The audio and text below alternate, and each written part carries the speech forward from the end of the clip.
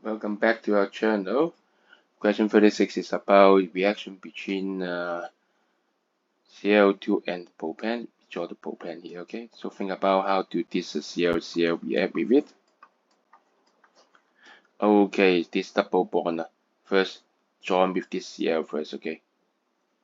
Disappear and join it together, okay? And the electron goes to Cl, so it becomes Cl minus. And then Cl minus try to go inside also. Okay, so maybe on the left or on the right. Okay, no matter how, this is beyond parts. Okay, this one go here and this go inside. Okay, so it becomes both Cl, right? So I use another color.